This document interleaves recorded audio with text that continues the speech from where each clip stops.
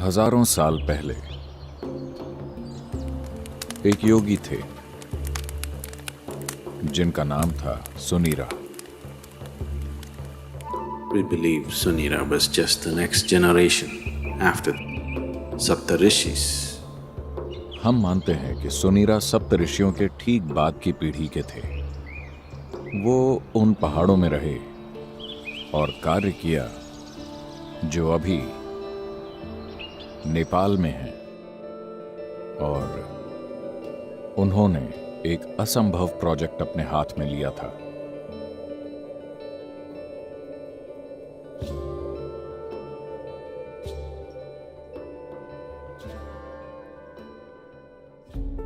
सुनीरा ने देखा कि मानव चेतना का विकास हो सकता है अगर आप एक परफेक्ट इंसान तैयार करें जो हर तरह के लोगों को ये प्रदान कर सके। एक तरह से वो शिव की परंपरा से आए थे। कहीं ना कहीं उनका सपना था कि शिव की तरह एक दूसरा प्राणी बनाए। वो एक बार फिर से एक जीते जागते शिव बनाना चाहते थे, दुनिया के लिए एक परफेक्ट गुरु जो पूरी तरह बहुआयामी हो।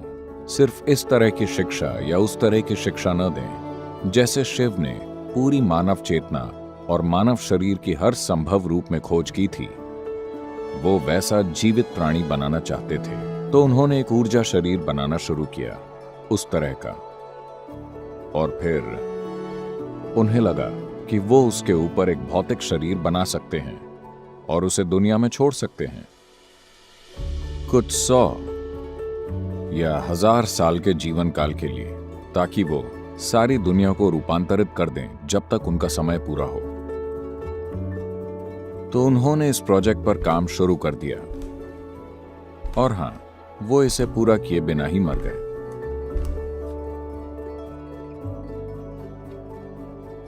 तो यहां और वहां इन 15,000 सालों में कई महत्वाकांक्षी योगियों ने उसी प्रोजेक्ट को उठाया जिसे सुनीरा ने छोड़ा था, और फिर से एक परफेक्ट गुरु के ऊर्जा शरीर को बनाने की कोशिश की जो मानव चेतना को रूपांतरित कर सके।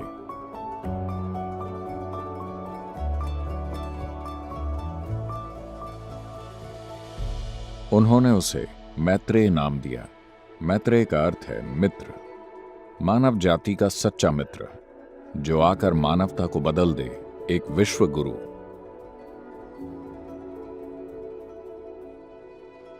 पीढ़ी दर पीढ़ी कई योगियों ने दोबारा सुनीरा के उसी अधूरे प्रोजेक्ट को पूरा करने की कोशिश की।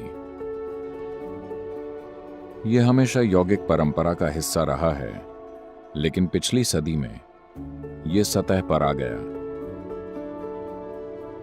यह समाज के सामने आया क्योंकि थियोसोफिस्ट ने उस पर काम किया था। एनी बेसेंट, लेडबीटर और मैडम जो भी उनका नाम था, मैं बोल नहीं पाऊंगा, ब्लावत्स्की, उन तीनों ने इस पर काम शुरू किया। उन्होंने कहा हम इसे पूरा करेंगे। उन्होंने तंत्र विद्या के ज्ञान को बड़ी मात्रा में इकट्ठा किया। शायद पिछले कुछ 100 सालों में पहली बार, और निश्चित रूप से पहली बार, पारंपरिक तरीके से नहीं बल्कि आधुनिक तरीके से उन्होंने इस प्रोजेक्ट पर काम शुरू किया।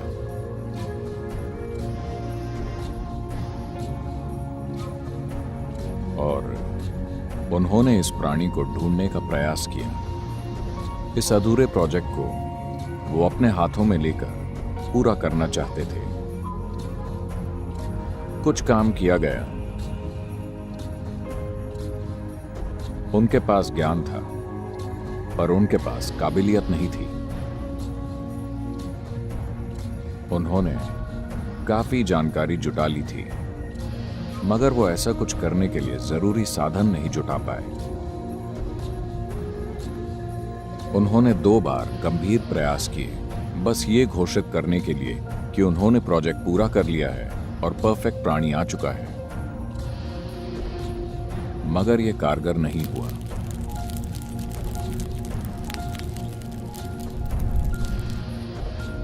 एक और समानांतर रेखा भी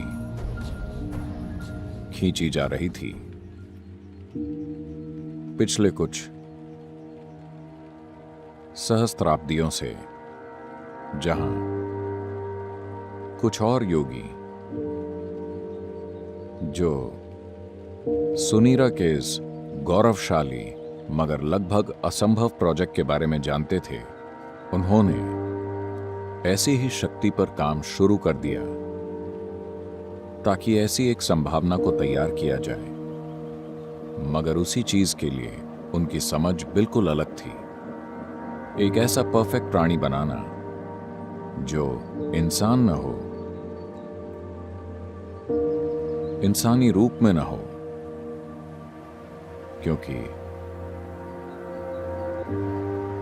क्योंकि इसे एक इंसान में डालना एक ऐसी संभावना को इंसानी सिस्टम में सभी क्षमताएं हैं, पर फिर भी इसमें उसे थामने के लिए सीमा की जरूरी समग्रता नहीं है।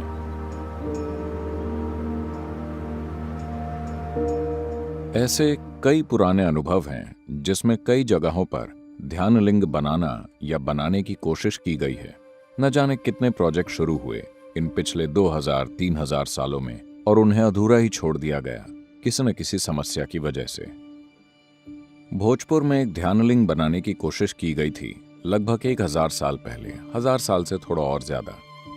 एक स्थानीय राजा ने इसमें सहयोग किया था, तो इसमें खूब पैसा लगाया गया और उन्होंने एक भव्य मंदिर बनाया जो अधूरा है, और बाकी योजना उन्होंने पत्थर पर बना दी। आप जानते, क्योंकि उस समय ड्राइंग बोर्ड नहीं होते थे, उन्होंने एक पत्थर को समतल किया और पत्थर पर मंदिर की विस्तृत योजना बनाई जिसमें इसके निर्माण की सभी जानकारी थी। उनके पास एक भव्य योजना थी, एक सुंदर व्यवस्था और सब कुछ था, मगर कुछ चीजों के कारण वो आधे में ही रुक गया। सिर्फ लिंग पर ही उन्होंने 3 साल से अधिक काम किया। उस पर 14 लोग काम कर रहे थे। एक योगी थे जिन्होंने ये पूरी प्रक्रिया शुरू की थी, और इन्होंने 2 साल से ज्यादा काम करके ये 14 लोग तैयार किए, 7 पुरुष और 7 स्त्रियां, जिनमें जबरदस्त या असाधारण क्षमता थी, और उन्होंने ये काम शुरू किया। They created this lingam almost 95% done. उन्होंने इस लिंग को लगभग 95% बना दिया था, मगर उसी समय एक आक्रमण हुआ।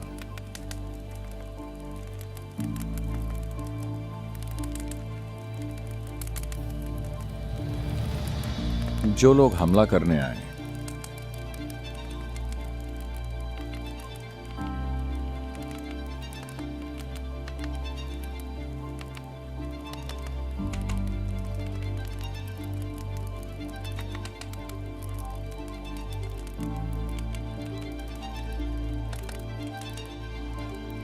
उन्होंने इन लोगों को कुछ ऐसी स्थितियों में पाया जो उन्हें बहुत अजीब लगा,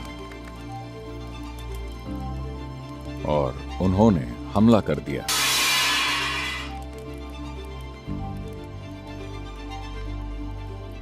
उस हमले में योगी का बायां पैर कट गया। शरीर में इस चोट के कारण वो आगे का काम नहीं कर पाए, तो उन्होंने तय किया कि कुछ योगी खुद लिंग में समा जाएंगे और इस काम को पूरा कर देंगे। तो उन्होंने एक दूसरे योगी को ऊर्जाओं को बंद करना सिखाया, और वो सभी अपने शरीर छोड़कर लिंग में समा गए। पर जो दूसरे योगी थे जिन्हें ये काम करना था, वो इस परिस्थिति से इतने भावुक हो गए कि वो ऊर्जाओं को बंद नहीं कर पाए। क्योंकि वो उसे समय पर लॉक नहीं कर पाए, तो लिंग में दरार आ गई। आज भी आप देख सकते हैं, लिंग में एक सीधी दरार है। वो लगभग 3 से 4 इंच खुल गया था। अब उसे चूने से भर दिया गया है। आर्कियोलॉजिकल विभाग ने उसमें चूना भर दिया है, पर उसमें दरार आ चुकी है।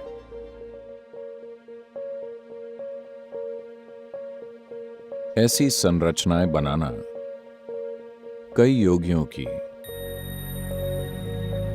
इच्छा रही है, क्योंकि आत्मज्ञान के साधन बनाना सिर्फ उपदेशों की तरह या अभ्यासों की तरह नहीं जिन्हें कोई कर सके, बल्कि जीवित साधन जिनके आसपास लोग समय बिता सकें, जीवित साधन जिनसे लोगों को उस प्रक्रिया की ओर ले जाया जा सके। ये हमेशा से योगियों की सबसे बड़ी इच्छा रही है। One of them who had such a desire fixed me up for the job. ऐसी इच्छा वाले एक योगी ने इस काम के लिए मुझे चुना।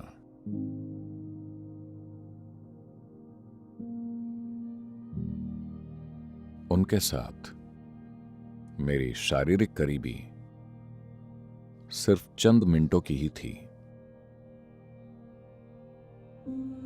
इन कुछ क्षणों में ही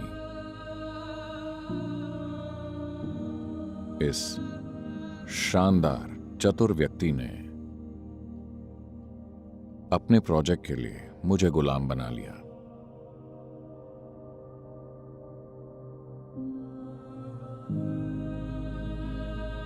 मैंने हर काम बस इसे साकार करने के लिए किया, क्योंकि ये मेरे गुरु का सपना था। ये उन्हीं की दूरदर्शिता थी कि ध्यानलिंग स्थापित किया जाना चाहिए।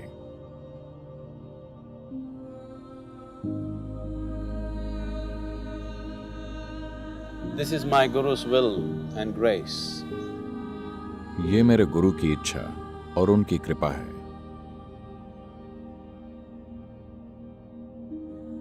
मेरे ख्याल से मुझे उस पागलपन के बारे में कुछ बताना चाहिए जहां से मैं आया हूं। After 2 lifetimes of heart-breaking sadhana, बहुत तीव्र, वाकई दिल तोड़ देने वाली साधना, इन 2 जीवन कालों के लोग मुझे शिव योगी बुलाते थे। और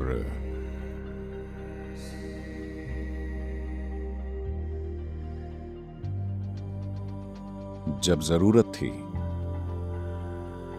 जब मेरे गुरु प्रकट हुए,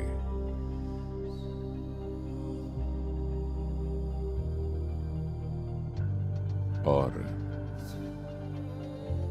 जब उन्हें लगा कि मुझे छूना ठीक नहीं होगा, तो उन्होंने अपनी छड़ी से मुझे छुआ। and everything that needs to be realized was realized.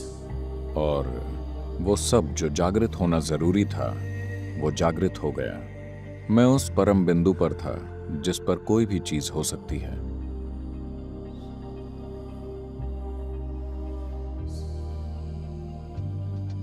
तो उस प्राणी को शिव योगी कहा गया, जो उस मिशन को पूरा करने की कोशिश कर रहे थे जो उन्हें सौंपा गया था, सफल नहीं हुए। वो फिर वापस आए।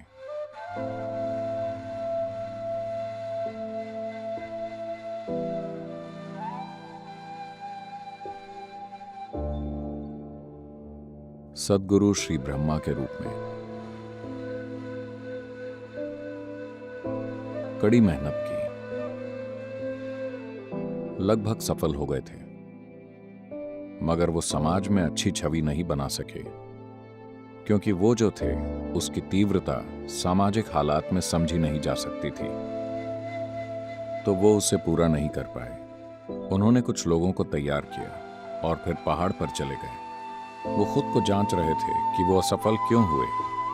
उनके पास सब कुछ था, ऐसा क्यों हुआ कि सफलता नहीं मिली? वो जानते थे कि ऐसा नहीं है कि उनमें क्षमता की कमी है, बात बस इतनी है कि वो बस समाज का समर्थन नहीं जुटा पाए जिसकी जरूरत थी। तो वो आखिरी बार पहाड़ पर गए।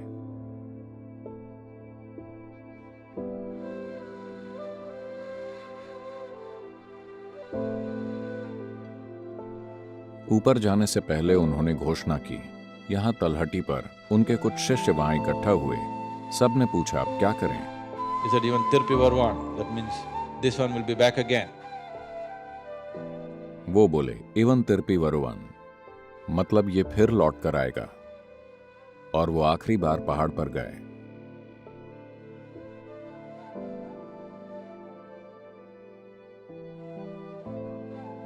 और उन्होंने एक दुर्लभ चीज की। उन्होंने एक ही समय पर अपने 7 चक्रों से अपना शरीर छोड़ दिया। यानी वो बस खुद को जांच रहे थे। वो जानते थे कि ऐसा नहीं है, मगर फिर भी कुछ असफल हो तो सबसे पहले आपको अपने दोष जांचने चाहिए। तो वो देख रहे थे कि क्या मैं सक्षम नहीं हूं या उतना सक्षम नहीं हूं। तो उन्होंने अपने 7 चक्रों से अपना शरीर छोड़ दिया। ये असाधारण ऊर्जा, बिल्कुल अलग ऊर्जा जो कहीं और नहीं है, आप 7वीं पहाड़ी पर महसूस कर सकते हैं।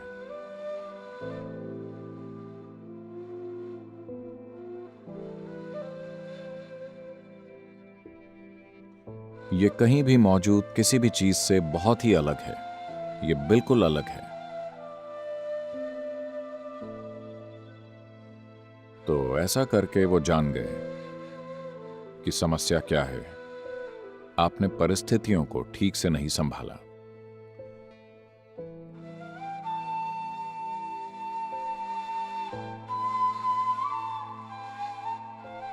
इस बार जब हम आए तो हमने सारी योजना उस बिंदु तक बनाई जहां हमने तय किया कि कुछ लोग जिनकी मुझे जरूरत होगी वो कहां, किस कोख से जन्म लेंगे और कैसे। सब कुछ तय किया गया और सब कुछ वैसा ही हुआ।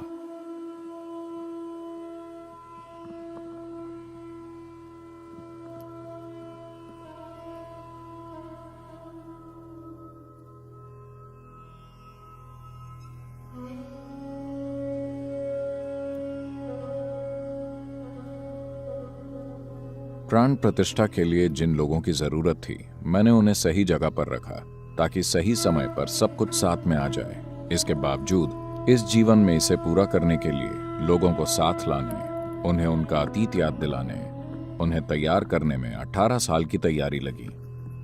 यह आपके लिए परी कथा जैसा है, मगर यह ऐसी चीज है जो हमारे लिए एक जीवित सच्चाई है। तो प्राण प्रतिष्ठा की प्रक्रिया में 3.5 साल लगे, जो बहुत तीव्र प्रक्रिया थी। जिन लोगों ने इन चीजों को होते देखा, उनका जीवन पहले से बिल्कुल बदल गया है। ऐसी चीजें जिनकी उन्होंने कभी सपनों में भी कल्पना नहीं की थी, उन्होंने देखी।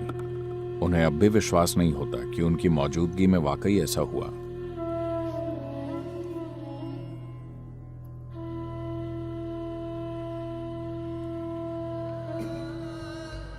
योगी सुनीरा,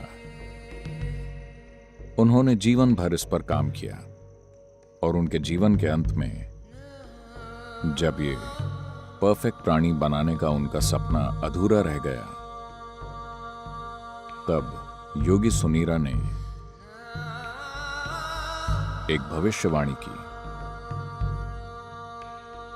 आज से बहुत लंबे समय बाद, बहुत ज्यादा लंबे समय के बाद, मेरे द्वारा शुरू किया गया ये काम पूरा होगा और गूंजेगा। यहां नहीं बल्कि दक्षिण के हरे भरे पर्वतों में। हमारे पर्वत हरे भरे हैं और हम दक्षिण में हैं। तो जो भी सुनीरा की भविष्यवाणी थी वो सच हो गई है, पर उस रूप में नहीं जैसा उन्होंने सोचा था।